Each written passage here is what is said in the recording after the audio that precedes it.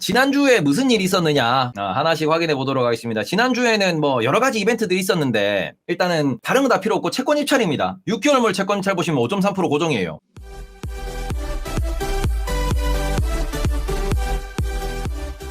미국 기준 3개월물 채권 입찰 보시면 5.315% 고정이었습니다. 채권 시장이 진짜로 흔들렸냐 그러면 진짜로 흔들린 건 아니에요. 이미 다 흔들렸어. 미국 채권 시장. 그러니까 지난주 기준으로 다시 돌아가서 보시는 겁니다. 우리가 분명히 채권 시장이 흔들려서 FOMC가 너무 이렇게 매파적이어서 그러면서 주식이 이렇게 뭐 떨어졌고 야 우리가 앞으로 이제 연말까지 주식 개판나는 거 아니요. 아니야.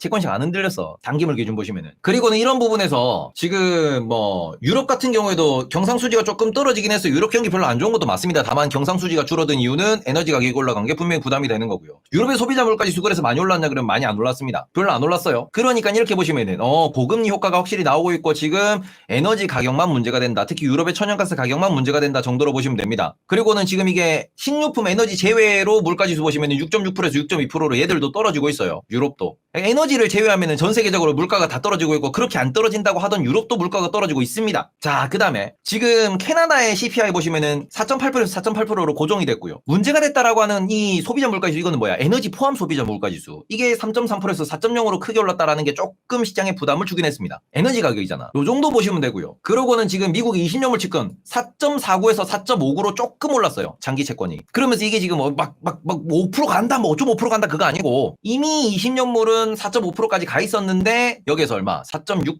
정도까지 올라갔습니다. 이거는 또 채권을 발행을 많이 하고 있다라는 부분에서 조금 부담감을 느낀 게 팩트고요. 그리고 다음 중국에서는 금리를 낮출 줄 알았는데 안 낮췄습니다. 근데 중국에서 어제 여기서는 안 나와 있는데 지난주에 중국에서 이 얘기는 나왔어요. 그러니까 이거는 뭐 딱히 우리나라에서 언급을 안 하더라고. 제가 라이브에서도 말씀 못 드렸는데 중국은 매년 두 번이 있습니다. 설이랑 추석이라고 표현할게요. 요 명절이 중국의 그 명절이라고 부르는 뭐 중추절? 아니면은 하여튼 뭐라 하잖아. 이 중국 명절들. 얘네들은 길면 얼마예요? 3주에서 4주까지도 쉬지. 땅덩어리가 넓으니까. 근데 중국은 명절 직전에 뭘 푸냐? 우리나라도 마찬가지긴 하지만 떡값이 있잖아. 그럼 기업들이 뭐예요? 은행에서 대출 내고 유동성 땡겨서 직원들한테 떡값 풀거든? 근데 이거를 실제로 중국 공산당이 이거를 집계해서 얘기를 합니다. 그런데 이 부분에서 뭐합니까? 이번에는 이거를 공산당이 푸는 것 자체를 조절을 하는데 특히 공산당이 많으니까 이거 생각보다 더 빨리 풀었고요. 더 많이 풀었어요. 이거는 우리나라 기준으로는 무슨 효과라고 볼 수 있냐? 임시 공휴일을 지정하는 이런 효과고요. 그럼 추가적으로 무엇? 우리나라 기준에서는 이런 얘기 많이 합니다. 지방 상품권 이런 거 풀잖아. 우리 예전에 제로페이 풀었던 것처럼 코로나 때. 요때 소비 진작시키는 그 경제활동이라는 이야기를 좀 했었습니다. 경제정책이라고. 돈 푼다 그랬잖아. 중국 실제로 이번에 돈 풀었어요. 이번 중추절 소비를 끌어올리기 위해서 공산당이 생각보다 돈 많이 풀었다는 뉴스가 금요일인가 나왔어. 목요일 밤인가 금요일인가. 그래서 우리나라가 금요일날 장이 좀 좋았어. 그것 때문에. 그나마 금요일날 중국 장이 말아올린 이유가 이 소식 때문에 말아올린 거거든.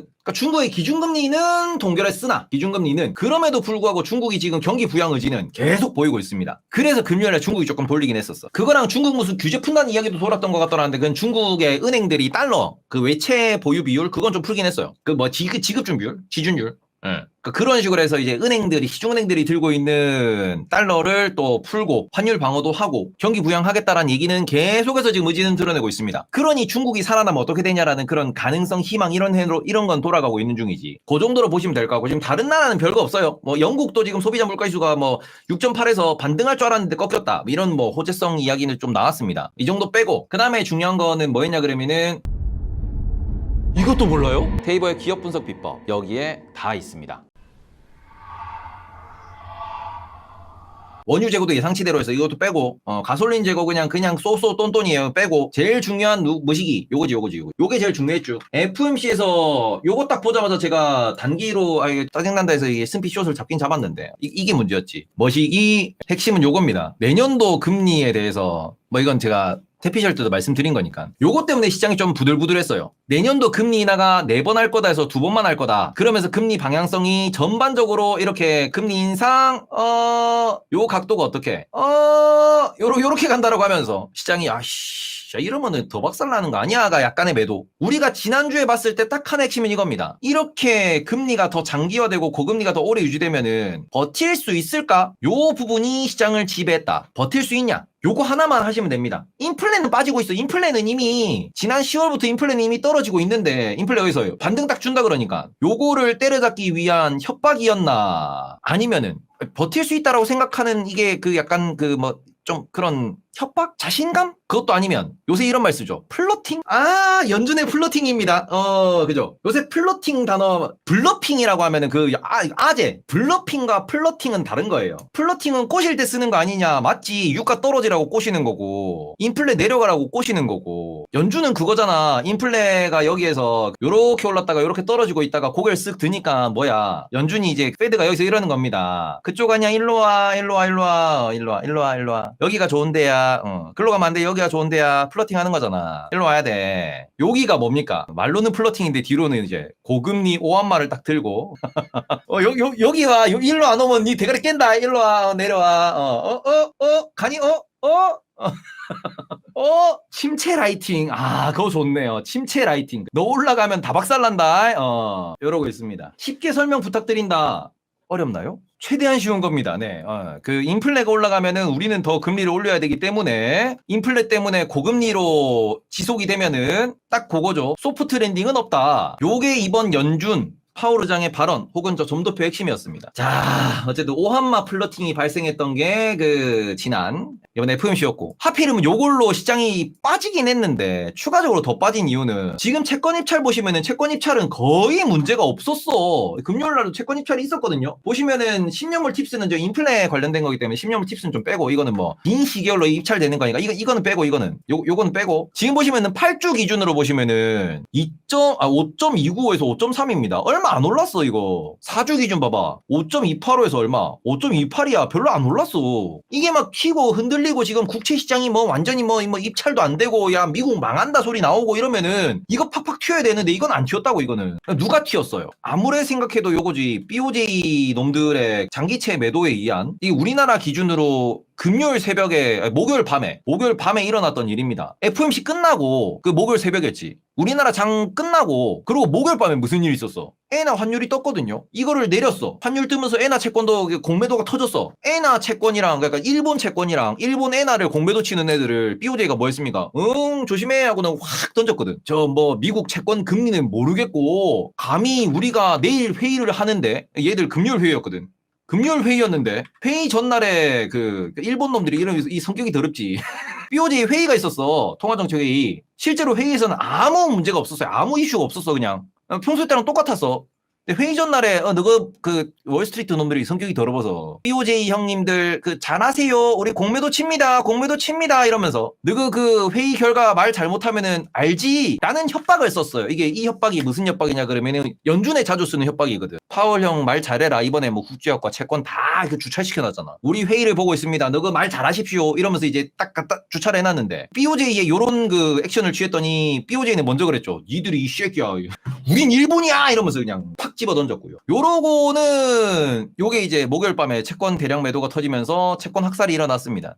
금리가 흔들렸어요. 그래서 목요일 날 우리나라 시간 금요일 새벽에 미장 완전 개박살 나고 그러고는 우리나라가 개파락해서 간이 많이 하다가 오 올랐잖아. 이 오른 거는 중국 덕분. 이게 지난주였습니다. 그리고는 일단은 뭐 이게 큰 노이즈는 아니다. 박살까지는 아니다. 정도가 이제 일단 지난주였고 이번 주 봅시다. 그러니까 지난주에 우리가 밝혀졌던 내용들은 뭐냐 그러면은 뭐 연준이 더 장기적으로 이거를 시장을 쪼을 거다 고금리를 할 거다 이런 얘기하는데 인플레는 확실히 떨어지고 있습니다. 인플레는 확실히 영국의 소매 판매 확실히 안 좋아지고 있어요. 지금 미국도 소매 판매가 생각보다 이렇게 드라마틱하게 늘어나진 않아. 미국의 연철도 올라오고 있어. 그래서 그런 상황에서 지금 이번 주에 있는 건 뭐냐 그러면 이번 주에 다른 것보다는 결국 FOMC가 끝나기 때문에 FOMC 이후에는 FOMC 참여했던 요런 사람들이 계속 연설합니다. 계속. 특히 화요일 새벽 그러니까 화요일 새벽 아침에 얘들 뭐합니까? 닐 카시카리 누군지 아시죠? 우리 그 이모떼 아저씨 이 아저씨 나옵니다. 요새는 또 뭐 블라드 형이 일단 지난주에도 한마디 거들긴 했는데 블라드 형은 일단 지금 말을 잘 안 하고 있는 상황이고 시장이 좀 덜 먹히니까 화요일 날부터 뭐합니까? 뒤질? 싸우실? 이렇게 되는 거예요. 그 매파 형이 일단은 먼저 등장해서 이야기를 할 거고요. 그러고는 그 다음에 계속 이런 연설들이 계속 나와요. 계속. 보면 연설, 네. 계속 연설만 하는 거, 연설만. 여기 그 굴수비 아저씨 연설, 계속 그 얘기하는 거 계속. 다음 주는 이게 FMC에 실제로 참여했던 사람들이 파워르장에 우리 말만 들었잖아. 그게 아니고, 다른 사람들도 나와서 실제로 어떤 얘기를 하는 겁니다. 그래서 뭐 이게 파워르장이 주요 화두라고 볼 수 있었던 부분들이 딱 세 가지가 있었거든요. 파워령이 말했던 것의 가장 핵심이 되는 세 가지. 첫 번째, 소프트 랜딩에 대한 이야기. 요 부분에 대해 가지고 이 가능성에 혹은 뭐 어떻게 생각하냐에 대해서 모든 그 위원들, 연준 이사들 인터뷰에서 다 이걸 물어볼 거예요. 파워르장이 이렇게 이번에 얘기했는데 어떻게 무슨 일이야? 니는 어떻게 생각해? 요런 얘기하는 거고요. 그러고는 두 번째로 나오는 핵심적인 건 이겁니다. 우리가 소위 말하는 뭐 중립금리, 장기금리 이런 얘기하는데 인플레 목표치, 인플레 목표 타겟 목표에 대해서 계속해서 우리는 2%라고만 들었었는데 이번에 묘한 얘기했습니다. 2% 플러스 알파가 됐을 것 같기도 한데라는 이야기를 파워령이 했잖아. 그럼 이것에 대해서 또 연준 위원들한테 계속 질문할 거야. 니는 어떻게 생각하는데? 야, 지금까지 너가 연준들 다 2% 얘기했는데, 야, 이번에 파워령이 그럴 걸 얘기했는데, 니는 어떻게 생각하는데? 진짜 이게 더 올라갔다고 생각하나? 이런 걸 이야기할 거예요. 중립금리. 이거 중립금리라고 표현합니다. 이 기사에서는 중립금리라는 표현으로 나와요. 중립금리가 2.5%라고 지금까지 얘기했던 이 부분을 너는 얼마라고 생각하니? 라는 질문을 한 주 내내 헤드라인에서 나올 겁니다. 한 주 내내. 그래서 이 부분에서 어찌 보면은 조금 시장의 헤드라인들이 어떻게 나오는지 보셔야 될 것 같고, 그러고는 뭐 경기 전망, 소프트 랜딩, 인플레 목표치 이런 얘기했는데 그 다음에 또 한 가지는 그겁니다. 금리 인하에 대해서. 금리 인상이 중요한 게 아니야. 금리 인하에 대해서 계속 질문을 할 거예요. 금리 인하가 언제 시점에서 발생을 할까요? 라는 질문을 계속 할 거고요. 이 금리 인하 시점에 대한 뭐 내년도에 뭐 경기 전망에 대한 뭐 소프트 랜딩 이거랑 이어지는 부분인데, 이 부분에 대해서 시장에서는 계속 누구는 뭐 그쵸, 추가 금리 인상이 필요 없다고 이야기했으며 금리 인하 같은 경우에는 뭐 이렇게 뭐 어떻게 전망을 한다더라, 이런 이야기들을 계속해서 검증을 하려고 할 겁니다. 한 주 내내 이 이야기예요. 한 주 내내. 그래서 이 부분을 조금 보셨으면 좋겠다. 데이터 디펜던시는 이미 우리는 뭐 귀에 그냥 박히도록 들은 거기 때문에. 그리고 지금 2분기 GDP에 대해서 이것도 좀 확정치가 나옵니다. 근데 이게 확정치기 때문에 이거는 별 큰 움직임 없을 거예요. GDP가 중요하긴 하지만 이거는 뭐 별로 중요하게 생각하실 필요는 없고, 그러고는 미국에서 내구재수주 이것도 데이터 나오긴 하는데 이게 별로 안 중요합니다. 별로 중요하지 않다라고 보셔도 될 것 같고, 그러니까 다음 주에는 지금 신규 주택 판매 이것도 별로 안 중요해. 이것도 그나마 보는 건 이건데, 주택가격지수 이 바닥 찍고 돌리고 있거든, 이거. 그러니까 요게 바닥 찍고 이렇게 지금 그 차트를 보시면은 돌리고 있는데 이게 더 빠지냐 아니면은 다시 돌려서 더 올라오냐, 요 정도는 시장에 영향을 미칠 것 같아요. 여기 화요일 날 나오는 거. 요는 케이스실러 주택가격 지수고, 여기 두 달 전 데이터인데 고금리기 때문에 이게 이렇게 되면서 떨어지던 애가 하고 돌리고 있잖아. 이게 누울 거냐 돌릴 거냐에 대해서는 의견이 좀 나뉩니다. 이건 부동산이 올라가냐 안 올라가냐인데 저는 이거 누울 것 같아요. 제 개인적인 생각, 누울 것 같아요. 지금 이게 지금 그 금리가, 부동산 금리가 미국 모기지 금리 지금 보시면은 좀 무서운 거는 미국 모기지 금리 7.3이거든 지금. 지금 7.3이거든. 이게 그죠, 최근에 돌린 거니까 뭐 2주 전, 아니 2달 전 기준, 3달 전 기준에서 이게 한 6.7%, 6.6%까지 내려왔었어. 근데 지금 한 달 사이 8월부터는 지금 7% 넘었거든. 그래서 이거는 지금 미국 30년물 모기지 금리가 7.3%예요. 신규로 하면은 우리나라도 비슷할걸? 우리나라도 신용도 낮으신 분들은 뭐 정부 정책 이런 보조금 받는 분들 아니면은 그냥 생으로 가서 신용으로 그냥 주담대 대출 받으면 7% 나오지 않나? 그러니까 그거를 뭐 50년 만기 뭐 정부 정책으로 이 보조금 받으면서 대출을 받으니까 뭐 이렇게 뭐 금리가 좀 낮긴 하겠지만 지금 넘는다 이러십니다. 생으로 가면 넘어요. 생으로 가면 그거 담보 잡고 보조금 받고 하면은 뭐 5% 때로 내려오는 거지. 담보 잡아서 우리나라는 좀 낮추는 거잖아. 거기다 나 직장 이런 거 넣고 4대보험 넣고 이래가지고 그렇긴 합니다. 어쨌든 그 부분이랑 또 다음 주에는 유럽에서 데이터 좀 나오거든요. 유럽 데이터들은 다른 것보다 그냥 이 유럽의 인플레가 어떻게 되느냐 요 정도 보시면 될 것 같고, 다음 주는 제가 그냥 이렇게 대충 슥슥 넘기는 이유가 뭐냐 그러면은 이게 결국 이거거든.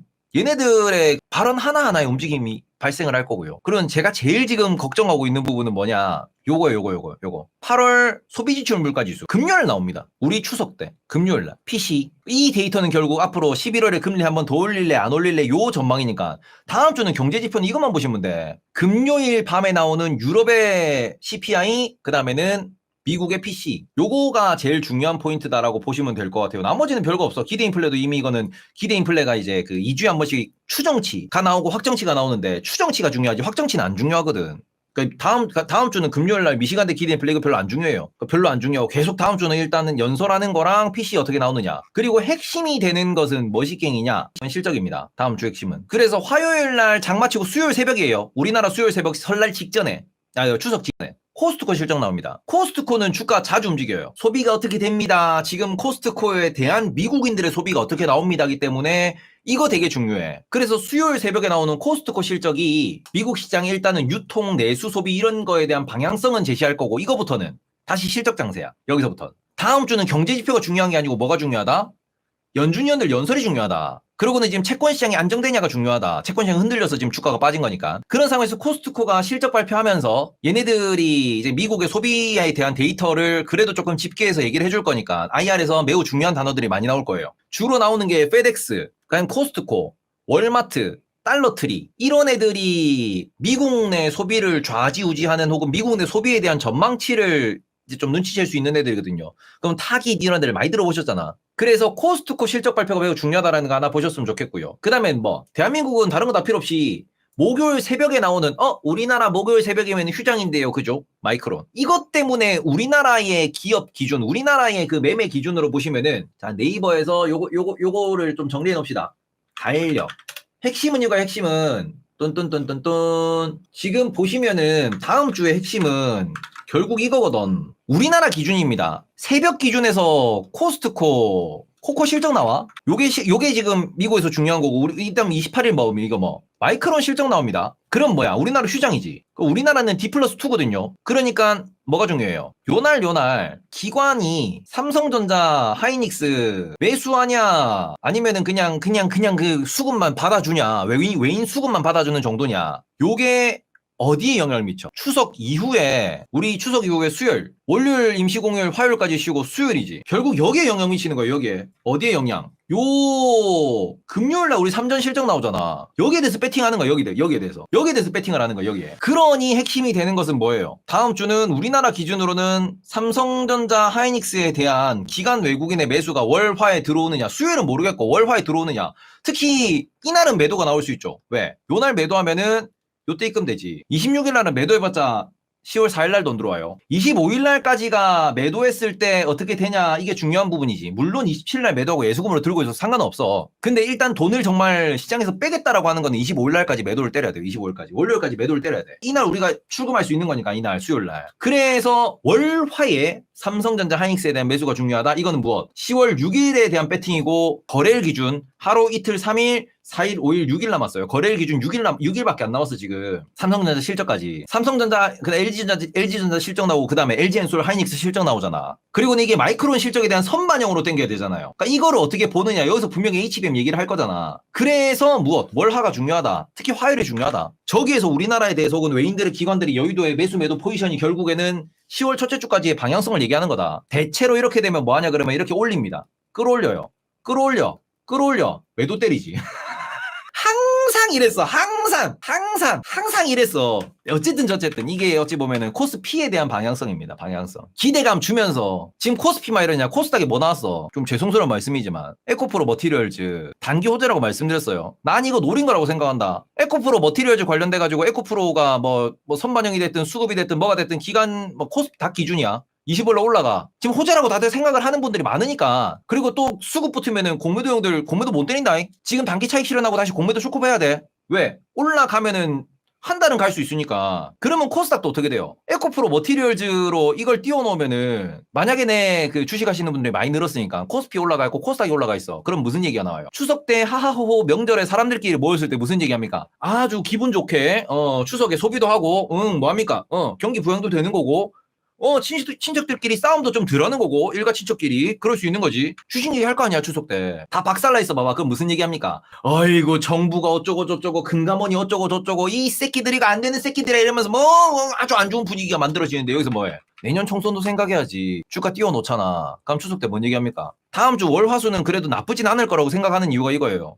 추석 때 좋은 얘기 나오려면은 코스닥도 그렇고 코스피도 그렇고 띄워줘야지. 왜 금요일 밤 7시 반에다가 에코프로 머티리얼즈 IPO가 오케이 됐다는 얘기가 왜 나왔겠냐고. 물론 음모론이긴 하지만 분명히 우리는 이건 머릿속에서 여러 가지 생각을 하셔야 돼. 정치, 경제 모든 게 다 포함돼 있잖아. 나스닥이 내년 11월까지 안 빠진다라는 이유는 바이든 재선 때문이고 추석 직전에 장이 좋을 수도 있다라는 그런 상상은 내년 총선 때문이겠지. 선거는 중요한 거거든. 선거는 집권당의 제일 문제, 제일 중요한 건 이거잖아요. 수석 때 주식 얘기는 안 한다. 술 마시고 정치 얘기 겁난다. 근데 주식 얘기 하시는 분들 많이 늘었어요. 왜냐면 이게 또 본인들이 들고 있는 거니까. 특히 또 포스코, 에코프로, 삼성전자면은 재미있을걸? 반도체냐 2차 전지냐. 재미있을걸? 아무튼 뭐 이런 부분에서 추석 전에 코스피 코스닥이 그래도 조금 좋은 모습을 보이게 되면은 그건 많이 뺐잖아. 이번 주에 많이 뺐잖아. 그러면은 여기까지 금요일까지 어찌 갈 거냐 에 대해서 우리가 좀 고민을 할 거고, 여기서 반도체는 마이크론 실적이 제일 중요해요. 반도체는 2차 전지는 결국 어찌 보면은 또 이제 에코프로 머티리얼 수급이 제일 중요할 거고, 단기 이슈니까 그런 느낌으로 움직였다가 다음에는 어디로 가느냐. 나이키 실적, 카니발 실적. 미국의 섹터 움직임은 중요하겠지만 우리나라에서는 별 중요한 게 없고, 나이키 같은 경우에는 무슨 얘기 나오겠습니까? 중국 내에 재고 이야기 나오면 땡이야. 그러니까 무엇? 화요일, 수요일 장마치고 우리나라 시간 기준 수요일, 목요일 새벽에 기업 코스트코랑 마이크론 실적을 확인하시면은 다음 주는 이제 스타트고요. 그 다음 주에는 당장은 없어요. 한 일주일, 2주 쉽니다. 일주일, 2주 쉬어요. 근데 실적이 지금 중요한 건 뭐? 요때 실적이죠. 16일부터 나오는 실적. 요때 보시면은 뱅크 오브 아메리카, 골드만삭스 다 나와요. 16일보다는 요때로 봐야겠다. 12일부터 실적. 요때가 중요해집니다. 12일부터 무슨 얘기 나와요? 델타, 도미노, 유나이티드에서 JP모건, 웰스파고 다 나오잖아. 여기가 스타트거든. 13일 금요일이. 이때부터. 10월 첫 주까지 끝나고 나면 10월 둘째 주에는 슬슬 CPI가 어떻게 되고, 고용이 어떻게 되고, 그 얘기 나오고 난 뒤에는 바로 실적이야. 13일이면 10월에 바로 실적 가는 거야 이제. 그리고는 이거 쭈쭈쭈쭈쭈 이렇게 가면 실적 봐봐. 넷플릭스, 필립 모리스, AT&T 좀 보시기는 또 아메리칸 익스프레스 월요일 지나고 화요일부터 이때부터 알파벳, 맥도날드, 텍사스 인스트루먼트, 그다음 보시면은 마이크로소프트, 코카콜라, 비자 다 나오잖아 실적. 10월 말까지 이제 실적 시즌이야. 이제는 실적 시즌 준비해야지. 추석 지나면. 그러니까 실적 시즌 얘기가 나오는 게 이제부터다. 여기부터다. 그렇게 보시면 좋을 것 같다라고 말씀을 드리도록 하겠습니다. 그러니까 다음 주의 핵심은 파월도 그렇고 다른 의장들이 나와서 그 연준 멤버들이 무슨 얘기하느냐, 이게 제일 중요한 거고요. 그 다음에 우리나라 기준에서는 월화수의 코스피 코스닥 기간 수급 어떻게 되느냐, 에코프로 머티리얼즈에 대한 수급 이벤트, 개인들 기관들의 이벤트는 삼성전자, 하이닉스에 대한 반도체 수급 이벤트, 마이크론 실적 10월 첫째 주까지 끝. 충분히 조정받았다. 살만하냐? 살만하다. 살만한데 어디까지 우리가 봐야 될 거냐? 지금은 코스피 기준에서는 주봉 보시면은 여기 아닐까? 그러면 딱 한 50에서 70%예요. 여기까지는 갈만해. 여기까지는 누구나 여기까지 보지. 이게 언제? 이번 주, 다음 주까지. 딱 걸쳐놨잖아. 지금 걸쳐놨잖아. 여기 누가 보더라도 차트 매매 중이잖아. 코스피도 박살 났냐? 안 났어. 2,500 딱 걸어놨어 지금. 그리고는 코스닥은 얘기한 게 코스닥은 에코프로 머티리얼즈가 나온다. 그러면 이 과매도지. 지금 과매도. 개인적인 의심입니다. 이렇게 쭉 밀린 부분에서 굳이 명절 일주일 전에 짜 900인가? 코스닥은 많이도 아니야. 900?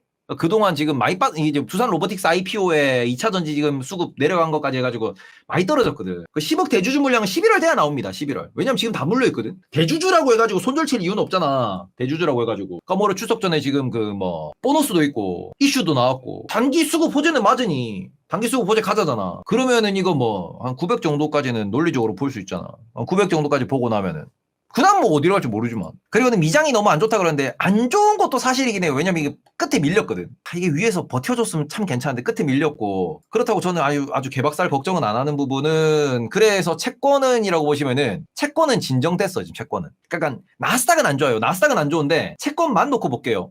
채권만 놓고 보시면은 오르는 거 멈췄습니다. 이게 올랐다가 더 안 가고 멈췄어요. 그리고 단기채는 보시면은 단기채는 안 떴어. 그래서 이 부분에서는 분명히 이게 여기서부터 이렇게 갭든 이 이유가, 요 갭든 이유가 BOJ의 대량 매도였다 그러면은 대량 매수는 안 나오겠지만 한 방에 그냥 확 걷어들이는, 대량 매수는 안 나오지. BOJ가 환율 방어 때문에 확 집어던진 거니까. 그럼에도 불구하고 이 정도면은 4.5 찍고 딱 떨어진 거니까 오가니 뭐가니 그러면은 잘 안 가잖아. 좀 쉬었다 가지. 가더라도. 그래서 이 부분은 결국 3분기 실적에 대해, 그리고 혹시나 여기서 인플레가 더 올라가는 것에 대해 사람들은 걱정은 하겠으나 저는 국제유가를 보더라도 별로 그렇게 걱정할 것까지는 아니지 않나. 국제유가 지금 90달러입니다. 90달러면은 그렇게까지 걱정할 건 아니야. 지금 보시면은 찍고 떨어졌잖아. 93 찍고. 그래서 이 부분에서는 분명히 지금 미국장도 관망입니다. 관망이야. 채권을 보나 유가를 보나 이 정도면은 그 진정되냐? 진정되면 들어가야지라는 그 관망 심리지 박살난다는 심리는 아니야. 그래서 이 부분에 있어가지고 완전히 박살난다 쫄 필요는 없는 상황이고요. 적어도 이제 월요일, 화요일에 있어가지고 코스피 반도체에 대한 수급 그리고 특히 월요일은 무엇? 에코프로의 힘싸움. 이게 이번 주 정도 혹은 10월 상반월까지의 수급의 핵심은 될 것이다. 그러고는 이제 우리는 가치 투자하시는 분들은 뭘 준비하셔야 되냐? 가치 투자하시는 분들은 미국 실적 시즌을 준비하자. 그 정도로 말씀드리면 될 것 같아요.